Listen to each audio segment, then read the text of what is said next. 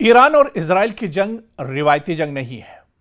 यह वक्फे वक्फे से दरअसल जारी रहती है या जारी रहेगी, क्योंकि दोनों तरफ मालूमात का इंतजार किया जाता है, टारगेट सेट किए जाते हैं और फिर हमला किया जाता है।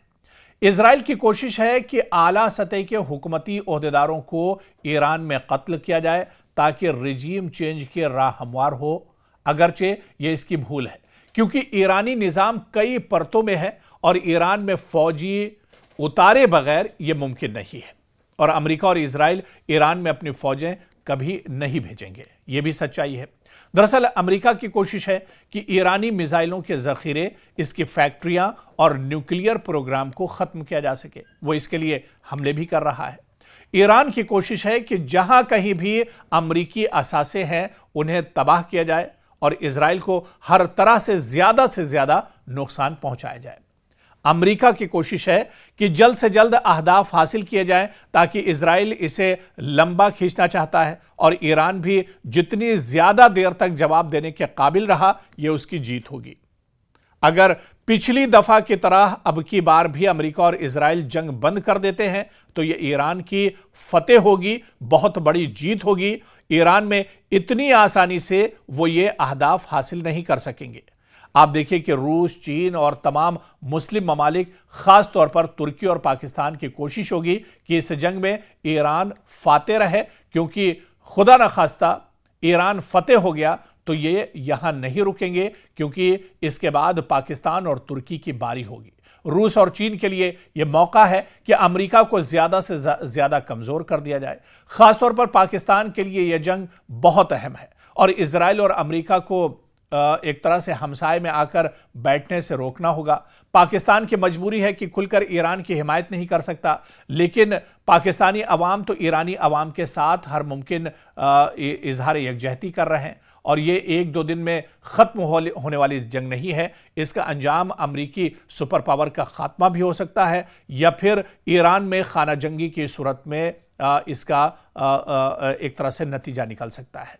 और कहीं ना कहीं आप देखिए कि ये जंग अमेरिका को बहुत भारी पड़ सकती है। सुपर पावर स्टेट्स के ताबूत में यह आखिरी कील साबित होगी, क्योंकि ईरान अभी अमेरिका के एयरक्राफ्ट कैरियर पर अपने मिसाइल टेस्ट कर रहा है। एक हफ्ते की तैयारी के बाद ही इस पर वो बड़ा हमला भी कर सकता है और आप देखिए कि इस हमले के बाद अमेरिका एक तरह से टूट सकता है, क्योंकि अभी तक की जो जंग की सूरत हाल है वो यही बता रही है कि ईरान पूरी मजबूती के साथ ये जंग लड़ रहा है। और इस जंग में क्योंकि अभी तक खुलकर तो नहीं, लेकिन पीछे ईरान के साथ हो सकता है कुछ बड़ी ताकतें भी खड़ी हों।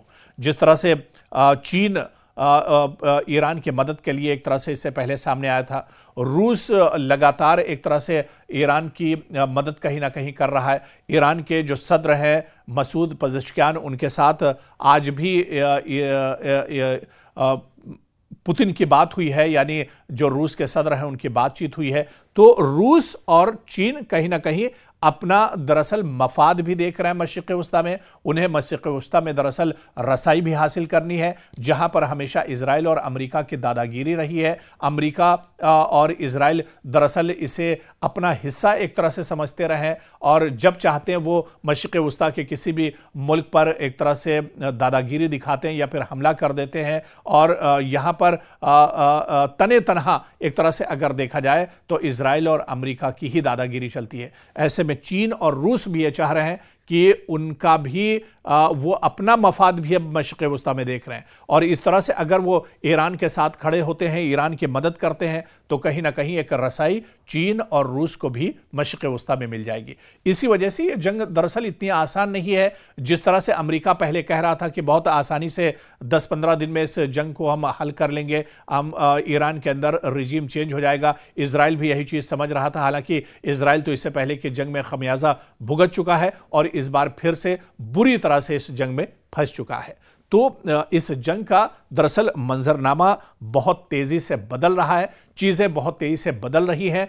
आने वाले दिनों में आप याद रखिएगा कि यह जंग दरअसल एक ऐसे नतीजे पर पहुंचेगी जहां पर अमेरिका को एक तरह से पछताना पड़ेगा। डोनाल्ड ट्रंप ने जल्दबाजी में दरअसल यह कदम उठाया है, उनको भी यह मानने पर एक तरह से कहीं ना कहीं उन्हें यह मानना पड़ेगा। और अभी तो जंग की एक तरह से शुरुआत है, अभी जंग का एक ही हफ्ता हुआ है, लेकिन इस जंग में आप पूरे मशरिक़ वुस्ता में आप देखिए कि इजराइल और अमेरिका एक तरह से अभी से पस्त पड़ते हुए नजर आ रहे हैं।